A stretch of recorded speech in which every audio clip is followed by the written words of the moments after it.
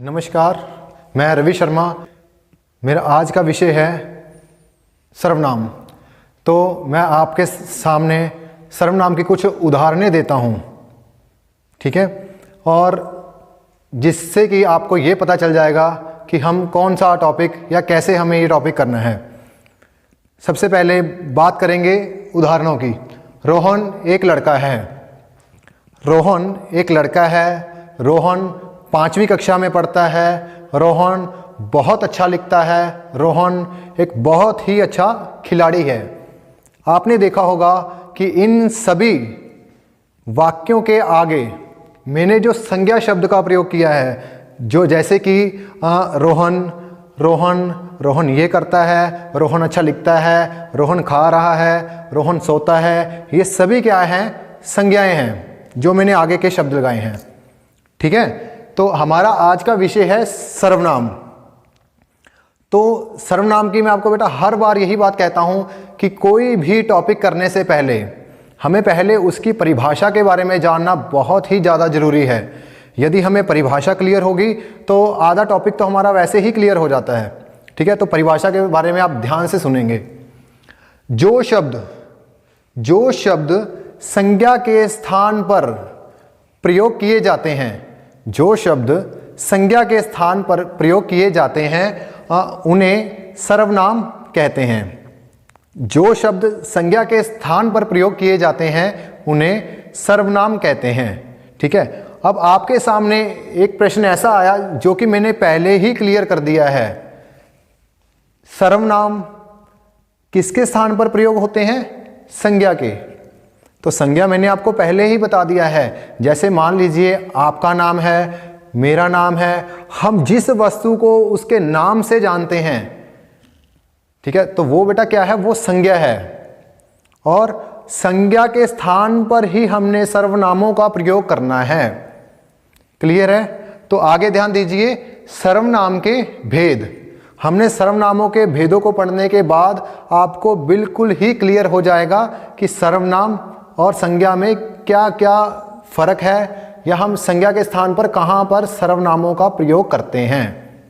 ध्यान दीजिए। सबसे पहले पुरुषवाचक सर्वनाम। पुरुषवाचक सर्वनाम में नाम से ही क्लियर होता है। पुरुष, जिसमें पुरुषों का वर्णन किया जाए। पुरुष मतलब प्रथम पुरुष, मध्यम पुरुष या फिर उत्तम पुरुष।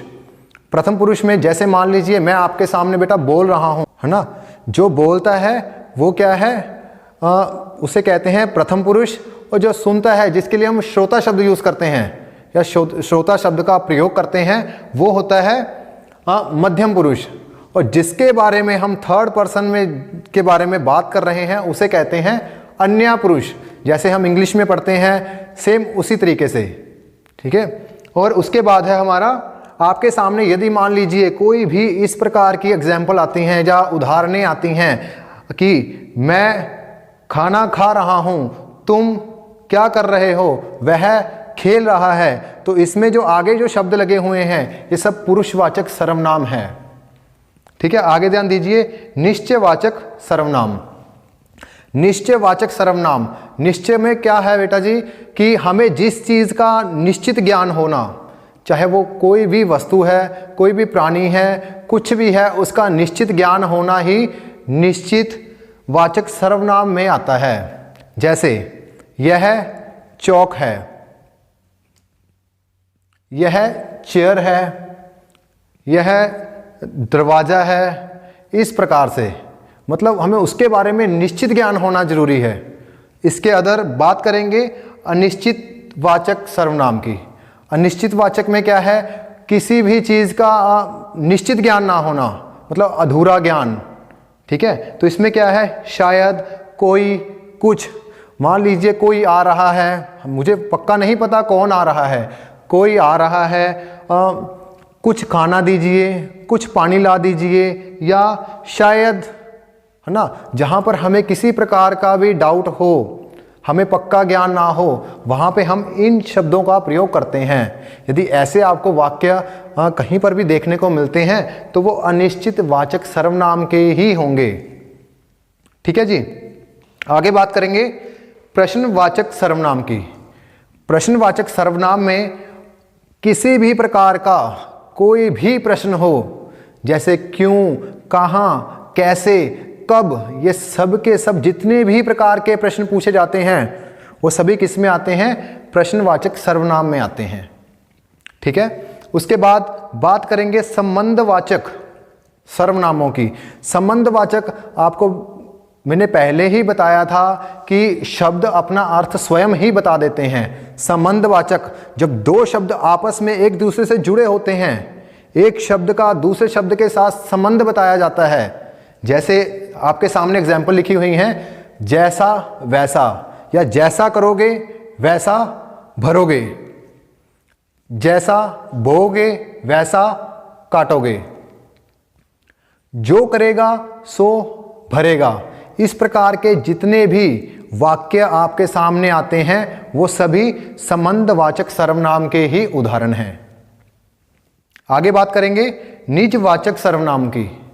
निजवाचक सर्वनाम जिसमें आपके सामने उदाहरणों में लिखा हुआ है स्वयं या खुद।